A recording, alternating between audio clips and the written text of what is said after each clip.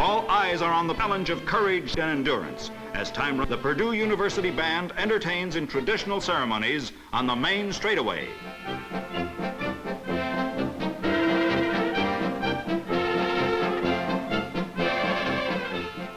But behind the flags and excitement of race day, there are many other stories.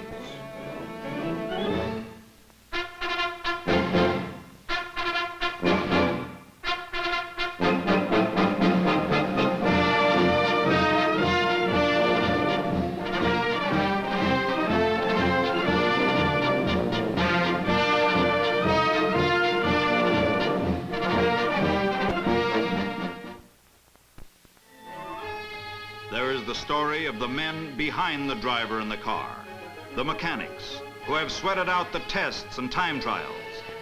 The race begins in the garages. Here is automotive know-how. Here is plain hard work applied with skill and experience. Here is precision, tuned with cleanliness and polish. Every part of every engine of every car has been checked and rechecked. The 500 is the challenge in the automotive world. And when you get to the morning of race day, drivers must know that their cars are ready to meet this challenge. Let's talk to some of these drivers. Here is Jim Bryan. Jim Bryan, the 3A National Champion, who 1 year ago today finished second in this 500-mile race. Jim, you then went on to become the 3A National Champion with the greatest performance seen on dirt in post-war history, right? Well, that's what some people said. That's what the writers say, and the writers are never wrong. Jim, you used a terrific little automobile last year and finished in second. I understand it was a dirt track job, is that right? Well, yes, Russ, it was a conventional dirt track machine built primarily for dirt track racing. And I thought it was capable enough to drive it last year at the Speedway, and I still think it's a very fine automobile. And it performed well against all the so-called roadsters and everything last year. Well, the car itself gave you a little trouble in this race, didn't it? Last year, yes. In the later stages of the race, in lap 130, the front spring broke. It's a conventional front springer with two torsion bars in the rear. And the front spring broke, and a little later all the shocks fell off of her. The chassis itself actually broke up real bad. The engine, we had not one bit of engine trouble all through the race. The engine ran perfectly. Well, Jim, is that the same engine then that you used here that you used on the dirt to win your championship? Yeah, same engine we run second here in all our dirt races last year, which we won 5, and it's the same engine in our new chassis. What kind of rings you use in it? Well, perfect circle, naturally. I mean, we've had no ring failure at all, so I mean, I think they're the best rings that can be actually put into an engine. We've had no motor trouble whatsoever to speak of all year long. And Clint Bronner, the mechanic, did a wonderful job the rest of the year, you know, keeping the car going, and I think we're real fortunate all through the year. Well, good luck to you. Well, thank you, Russ, and I think I'll go change and get ready now. Thank you very much. Big new number 6 with Bob Sweikert, the driver, and A.J. Watson, chief mechanic, moves out into the early morning light of Gasoline Alley. Now listen, I want to get one thing straight. When I give you the signal that I'm coming in, you want me in on the next lap. Yes, right? one lap. Come in. Okay. How'd Right. the engine look last night? Oh, I lifted the block last night and looked at the rings, and they were perfect. Put the same rings right back in. The same perfect circle rings? Same perfect circle Okay, rings. good deal. Now one other thing. When we get the car jacked up and you've made the change, Jack's going to give me the signal to take off Yes, and start that's right. pushing. Is that right? That's right. Okay. And you're going to give me the seconds back for the Seconds guy back. behind with Right. the arrow full to seconds for the how far the guy is ahead of me, huh? Right. Okay. Any other signals? No, that's about it. Just Okay. keep it simple. All right, good deal.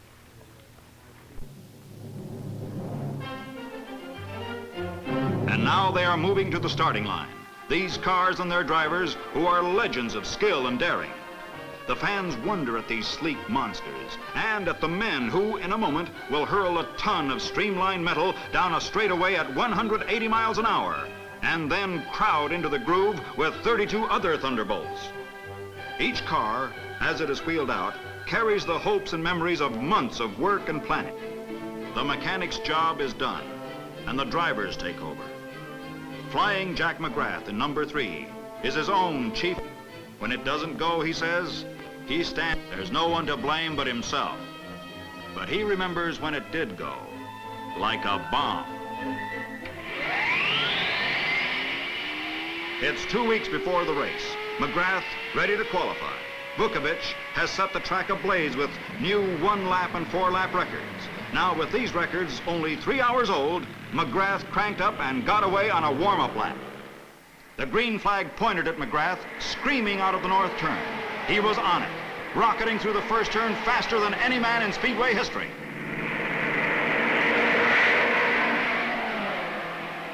One lap completed, a new record of 143.79 miles an hour. Watching his records crumble, Bill Vukovich. Coming up to the checkered flag and a new 4-lap record, 142.58 for the 10-mile run. Driver, mechanic, the fastest of them all. 500 miles to go.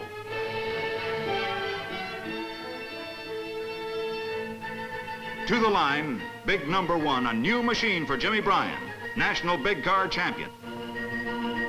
Bryan finished second here last year. He drove a car with broken shock absorbers, broken front springs, but unbroken determination. For 130 laps, he went wheel to wheel with Vukovich until Vukie grabbed the winning margin as Bryan was forced to pit for the 3rd time. Pounded black and blue by his disabled car, Jimmy collapsed after the race. Bryan takes his luck as it comes. This year, a new car can make the difference. Bill Vukovich, the man to beat now, came to the Speedway as midget champion to prove himself in the big cars. He came with the first Roadster, a new design, built especially for Indianapolis racing. He rolled to the line, an unknown driver in an unknown car. But steering failure sent Vukovich against the wall, 9 laps from victory. He became the man to watch. And watch they did, as Vukie raced 1,000 miles without relief to win twice in a row. Only 2 other Speedway immortals, Wilbur Shaw and Maury Rose, have accomplished the same feat. Vukovich, biggest money winner in Indianapolis history and holder of more records, trying now for the record no one has. 3 wins, back-to-back. Other veterans here today have helmets full of Indianapolis memories. Former national champion Tony Bettenhausen knows what it means to take the wheel here on the bricks. Tony in a qualifying run 3 years ago. He was on his way to break the record in number 99 and ran into real trouble.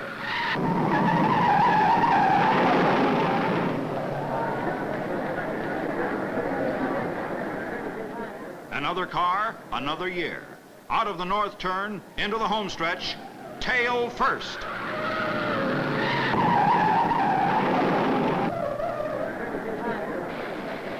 And another 500, this time with the temperature breaking records. Heat exhaustion forced him out of the race. Ready now for 200 more grueling laps. Number 39 moves up. Its pilot, rookie Johnny Boyd. His freshman year at the Speedway, but he piled up some memories in a hurry during practice runs.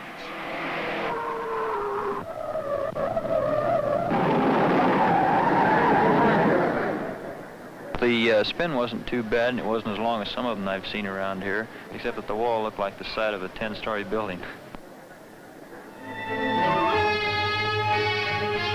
Pat Flaherty, remembering the heat of 1953. He was cutting a wide path through the blazing afternoon until...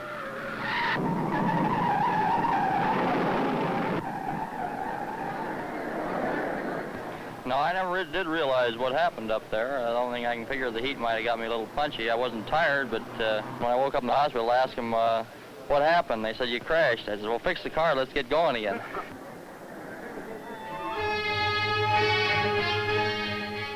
Here is number 33, a new streamliner with Jim Rathman, the jockey. Jim was driving relief for Sam Hanks last year.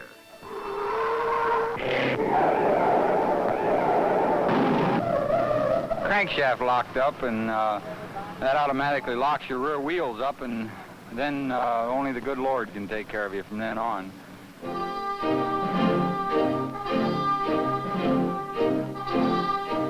The drivers climb into the cockpits. Tense rookies like Shorty Templeman. Seasoned veterans like Johnny Parsons, 1950 winner. The driver with one leg, Cal Nyday, 4th fastest qualifier. Art Cross, Walt Faulkner, rookie Al Herman. Jimmy Davies, 5th fastest in the field. Bob Sweikert, who makes his home in the shadow of the Speedway. The balloons drift away. A breathless moment.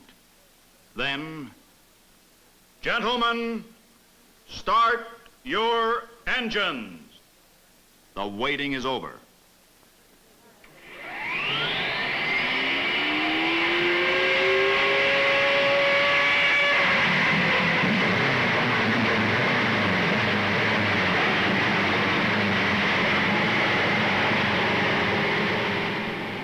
Three of the mightiest men and machines of the racing world, the fastest field ever to compete at Indianapolis, move away behind the pace car. They must go once around in parade formation, the fury of their engines in check, until they make a full circuit.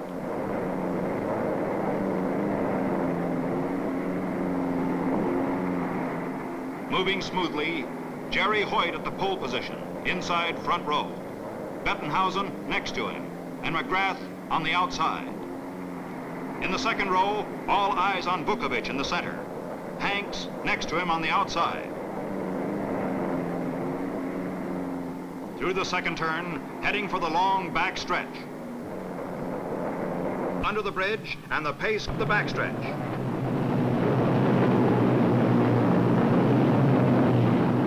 In the short straightaway between the third and the fourth turn.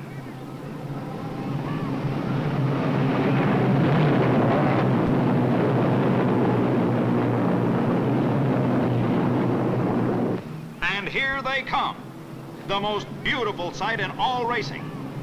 12,000 horsepower wheeling through the fourth turn and heading into the main straightaway and the green flag.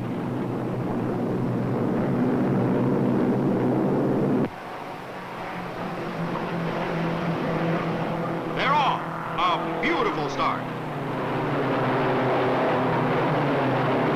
McGrath cuts across from the outside and dives into the turn first. Bettenhausen roars after him. Hoyt drops to third. Agabasian is fourth. Vukovich is fifth. Safely through Tornado Turn and into the second. Listen to these engines sing.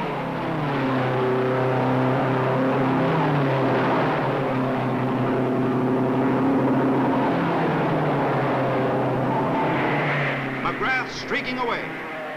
Vukovich is now fourth, coming out of the backstretch.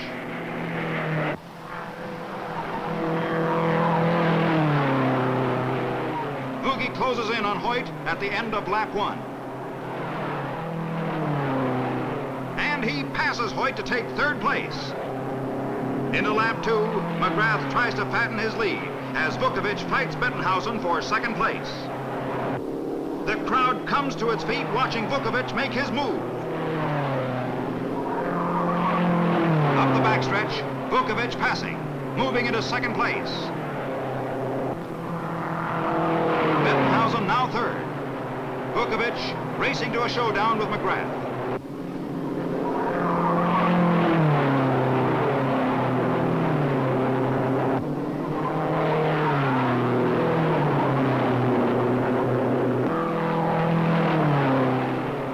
Bettenhausen loses ground as Vukie barrels away.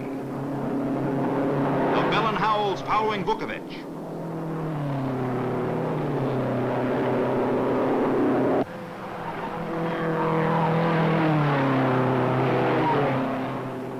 A thin wisp of smoke trails from McGrath's car as Vukovich keeps up the pressure.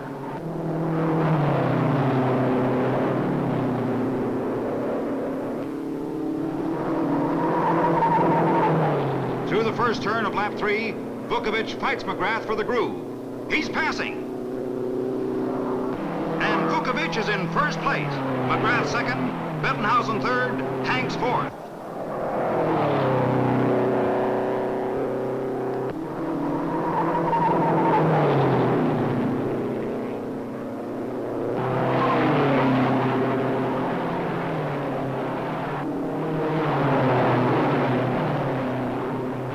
Vukovich keeps right on charging. McGrath is in some kind of trouble.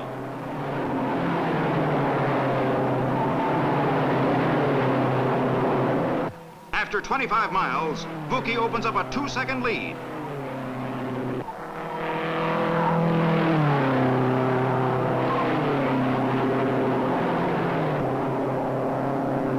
Jimmy Reese pulls into the pits. A broken connecting rod makes him the first out of the race.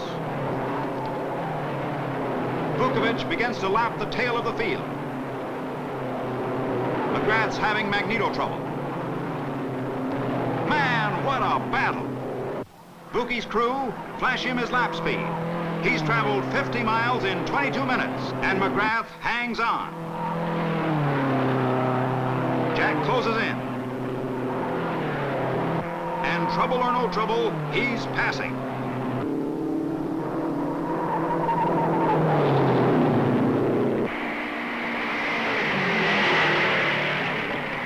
Vukovich cuts dangerously low to pull even, but Flying Jack won't give way. Vuki, lead-footing it all the way, turns the fastest race lap of Speedway history, 141.35 miles per hour, and takes the lead again.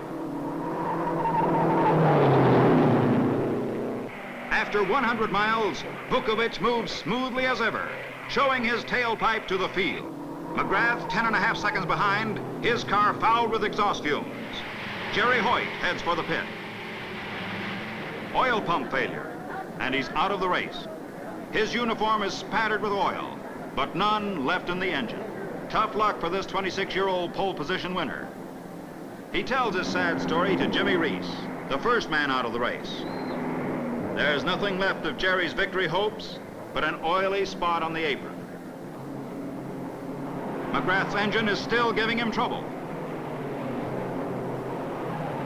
Bob Sweikert's crew signaled the end of 125 miles, a quarter of the race. Sweikert in 4th position leads Bryan by a split second. McGrath comes into the pits after 135 miles. Vukovich has moved away to a 17-second lead before McGrath pitted.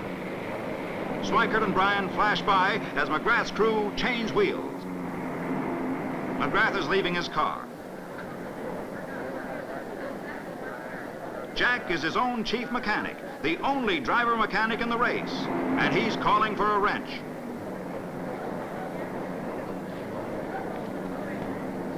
They say in the pits, if you raise the hood, you might as well give it up. But sometimes you keep trying. With McGrath in the pits, Bryan charges into second place. McGrath is through. Magneto failure sends him to the garage. Lap 56. Vukovich is flying. He's lapped some cars 5 times and is running through the field with magnificent skill. Roger Ward spins on the backstretch. The way clear.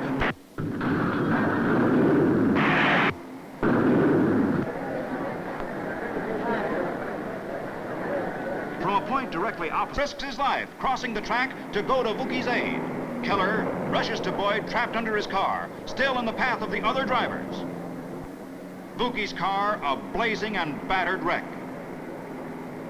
Keller and Speedway guards roll Boyd's car upright. Miraculously, Boyd has only friction burns from skidding on his back with his car on top of him. A mile away in the pits, McGrath senses something. All cars are slowed down by the caution light. Tony Bettenhausen heads for the pits.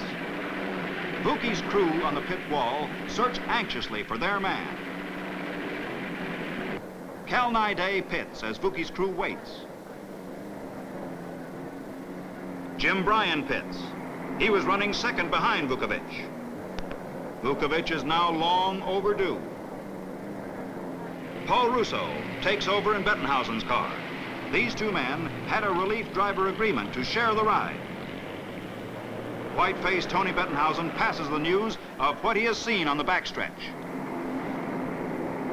Then the announcement. Vukovich, 2-time winner of the 500, has suffered fatal injuries in the 4-car crash. Jimmy Bryan, now in first place, rolls onto the track under caution signal. The track is clear. After 16 caution laps, the green flag flies again. Bryan in the lead. Bob Sweikert only 5 seconds behind. Bryan suddenly begins to lose power, and the field moves in on him. Bryan is passed in the first turns by a straggler, and Bryan's chief mechanic, Clint Brawner, asks, "What's wrong?" Bryan is trailing smoke.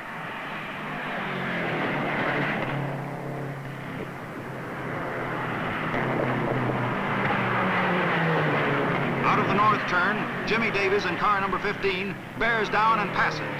Sweikert right behind. Down the stretch. And now Sweikert takes the lead. On the next lap, Sweikert is alone. Where's Bryan? Jimmy slows down to pit. His exhaust ports covered with smoke.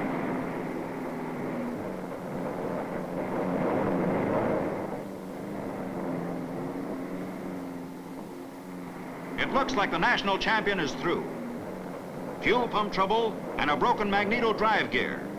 Bryan is definitely out. And is he mad?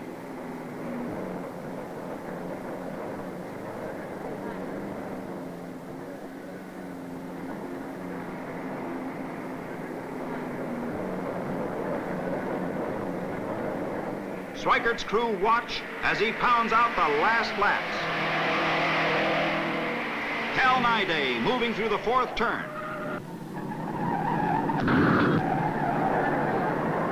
His front axle snaps. He slams into the wall, then rolls across the track to the infield. Nyday is hurt, and his car, which was fifth at 425 miles, is washed out.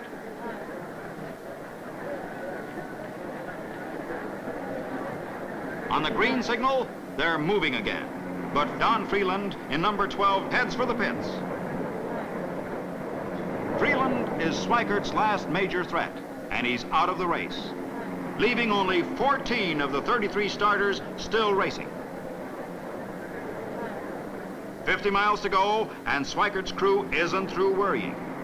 With a lead of less than a minute and a half, they don't want another pit stop. But Sweikert is running low on fuel. Is he using his reserve tank yet? The Bardal crew check the time of their car, now running third.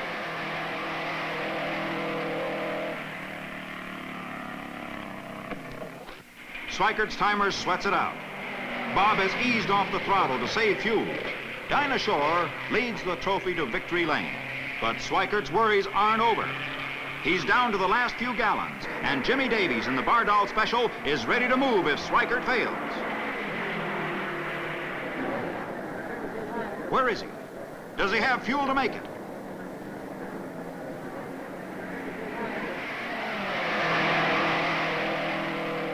The crowd comes to its feet.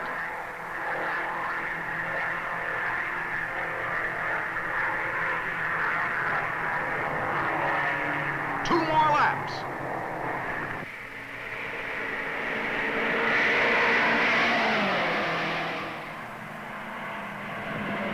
Out of the fourth turn and 1 lap to go, there's the white flag. Tony Bettenhausen in second place gets the white flag. The last lap. The checkered flag for Bob Sweikert. The waiting, hoping, sweating is over for the mechanics. The fellow in the dark coat going wild is car owner John Zink. A big pat on the back goes to his chief mechanic. On to the winner's circle. The mechanical masterminds who prepared Schweikert's car, including his car owner, a man who paid $30,000 for a roadster just to have the privilege of changing a tire. Here he is. 500 miles in 3 hours, 53 minutes.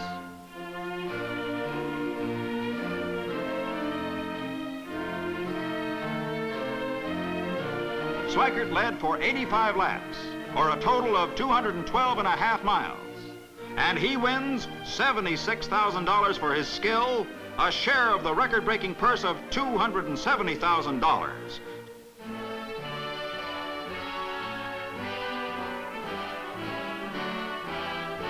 Sweikert gets a victory kiss from Dinah Shore and from his wife, Dolores, to end an unforgettable 500.